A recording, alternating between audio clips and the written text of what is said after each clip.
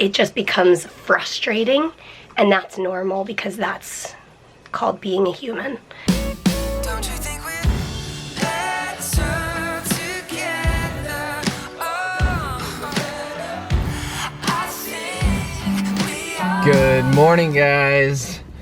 Joe is flying home today, and before on our way to the airport, we stopped at this crazy donut place. Mary and I, some friends brought us these donuts one time. They're so big. Wait, let me see if I can. They're crazy. So, we're going to enjoy some donuts before he takes off. Dude, just what you want to eat before you get on a flight. Exactly. What's your verdict on the donut? It's good. It's a sweet. It's a caramel macchiato. Is that what that one is? Yeah. They're good. They're brioche donuts, so they're real like croissant-y. And anyways, croissant-y. It's my new word. It's really croissant-y. We just got to the airport. Joe's getting ready to go in, so he's like filling up with a huge donut before he goes on a plane. You know? Yeah. Kind of like eating Cinnabon in an airport. Yeah, exactly. Oh, chocolate everywhere.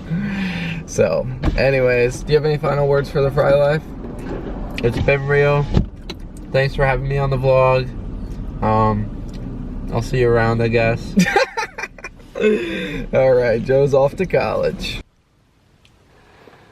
Good morning, honey. Good morning. Should I say afternoon?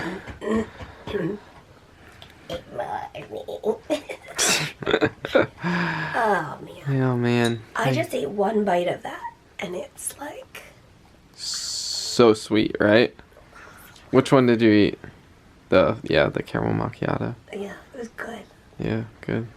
Maybe they should start making, like, bite-sized donuts. Yeah, good idea. I think they do have donut holes. Do they? I think so. I think I saw That it on the might be menu. perfect. Yeah. So Peter went to the airport. Yeah, they came along. Oh, good. You guys were able to say goodbye to Joe. I said goodbye last night. Yep. And then he came back. He edited. Holy moly, good job. Thanks. He had a lot of footage to go through. Yeah. But he did it. And now he's going to work on his sermon for tomorrow. Yep. And, yeah. And I did get out of bed today. Yeah, you did. I did. I actually worked a little bit more in the working room, which, have you gone in there? Mm-mm. You could go look at it. Okay. I mean, it's not perfect, but it's progress. Awesome. Let's go check it out. Whoa. Guys, we didn't used to have a floor in here. Look at this. Honey, you're amazing. And then after that, I realized I was like not feeling great, so I like got in bed, and then I was like, oh, I really don't feel great. I have a low-grade fever, and so I think I'm just gonna like stay put for a while. Good idea. Yeah. All right. All right. Adios. Peter just made special dinner. I thought we were just having like cheese and crackers, but he made taco meat and brought chips and avocado and everything. Fancy. Why not? This is what we call smorgasbord, where we just pull out whatever we have and put it on a plate. Bon appetit. It's one of those days that it kind of feels like I just finished my therapy and it's time to do it again. But that's part of life, so I'm gonna do my therapy again. Look, I'm out of bed. Isn't it amazing? I was just like flushing my feeding tube and I don't know, getting ready for bed. But I thought this far away from surgery that I was never gonna feel that pain under my J-tube. I literally have not had any issues with my J-tube for probably 6 months. I don't know. But the last day or so, I had my feeding, like my rate up a little bit higher than I normally do. And that is exactly...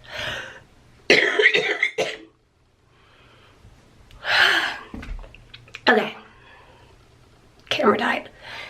Peter got me a battery. I coughed. I'm back. I thought that I was never, okay, what was I saying? I think I was saying I haven't had pain or issues with my J-tube since maybe 2 or 3 months after surgery was the last pain I had.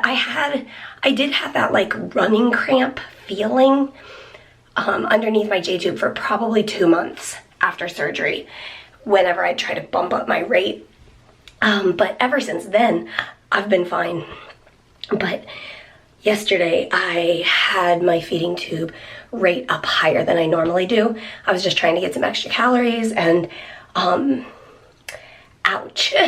It's not like super bad, but I did feel it and I was like, wow, haven't felt that pain for a long time.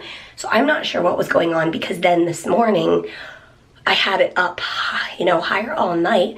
And this morning when I woke up, I was like, kind of TMI warning, but I was kind of like throwing up stomach acid, which I don't, it's not like this morning. That's not normal for me. Sometimes I do, but not like it was this morning.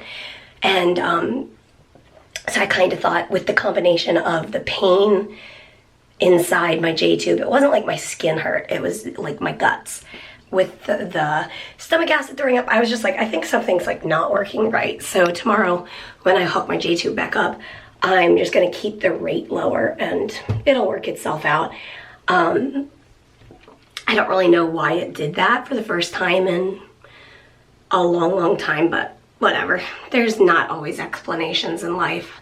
I think you guys know that as well as anybody. Sometimes weird stuff happens with your health and you don't have an explanation why or a solution to fix it. But for now, since it's not anything like urgent, it wasn't a stabbing pain, there's no infection risk or anything like that. My J-tube looks great, it's flushing great, everything's fine with it. It's just having an off day. We all kind of have off days sometimes, don't we? Yep.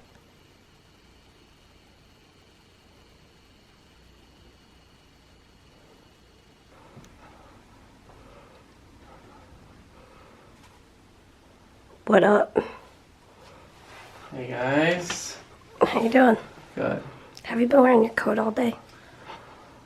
Well, I take Ollie out and then I come back in and get back to work and I don't even think to take my coat off. But, so yeah, I'm gonna wear my coat all day. I'm good with that.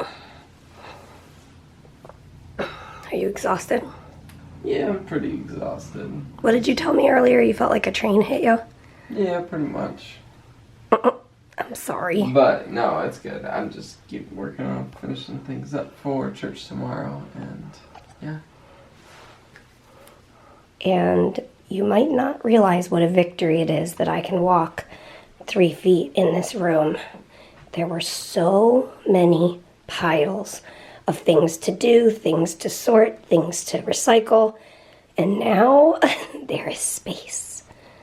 So that has been my victory. This 2-foot span of carpet is my victory for the last couple days. I thought of one of the frustrating parts about having CF.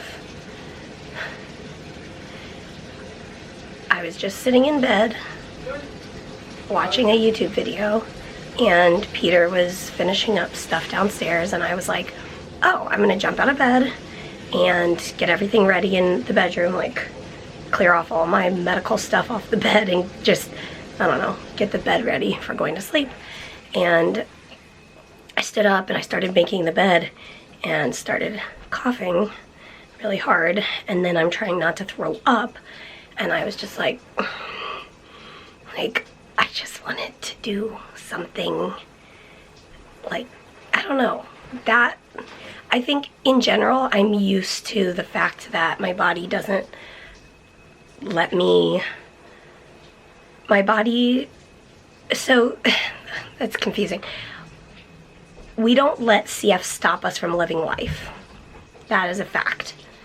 We don't let going in the hospital put our life on pause to a certain degree. Like, we try to just continue living life, enjoying each other, even though it's a different location.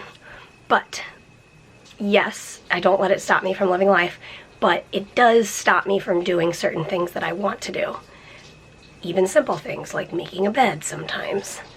But it didn't stop me. It just meant it was harder and took longer and potentially a lot messier, because that's what stops me sometimes. Like, I wanna get up and make the bed, but if I get up and make the bed and end up coughing into a coughing fit that makes me throw up, that's even more to clean up.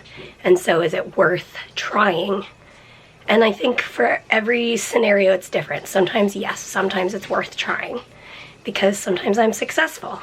Tonight I made the bed, I didn't throw up, it was great. But sometimes I'm not successful, and the reality is that that's reality. And it is frustrating. It's frustrating. It is what it is. Like, and I think days like this, I guess, remind me a little bit more about like the things that CF does stop me from doing. I guess the defining moment is when it stops us, and now I'm speaking for other people with CF or whatever's health issue is going on, when it stops me from doing what I'm doing, I have to decide, okay, it stopped me from doing what I intended to do or wanted to do, but it is my choice how I respond to that. So, yes, most of today was spent in bed. CF stopped me, my cough stopped me, my lungs, my breathing, whatever it was, headache, fever, whatever it was, stopped me from getting out of bed and finishing projects or doing, I don't know, whatever I wanted to do. But it was my choice how I was going to respond to that. And some days it's easier than others to choose joy in the midst of that. Some days it just becomes frustrating, and that's normal because that's called being a human. But I've just found that for me, simmering in my frustration doesn't get me anywhere. And so I'm just like, okay, I guess I've just come to the realization that if CF stops me from doing something today, I'm thankful to have a teammate who is willing to pick up the things that I'm not able to. So if I ended up puking my guts out on the floor because I tried to do something nice, like make the bed, Peter is amazing and acknowledges that I tried and encourages me to go ahead and just sit down and says it's okay. So anyway, those are my random thoughts for the day.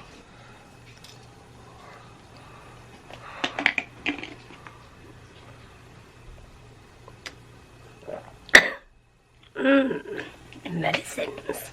It's the next day. Peter was just editing, getting ready to upload, and he said the last clip didn't work. Yeah, it's just not there. I don't know why it wasn't recording, but we did cry in that clip. Basically, what happened was Peter had gotten ready for bed and came back, and he sat down, and she told me how she had just been recording. Yeah, I was like, oh, I actually just filmed some stuff. And he was like, really? And I was like, yeah. And I was just expressing like frustration about how sometimes I just want to do something like make the bed, and then he goes, well, the bed is made. And then I started getting teary-eyed because like I realized what went into that, and I was thankful, and then I got teary-eyed. But anyways, thanks for watching, and we couldn't end the vlog without saying, as always, we will see you tomorrow. Or today, or whatever day it is. Yeah, that's confusing. Good night. Oh, here's this one. Good night, buddy. He looks like he's ready for bed already.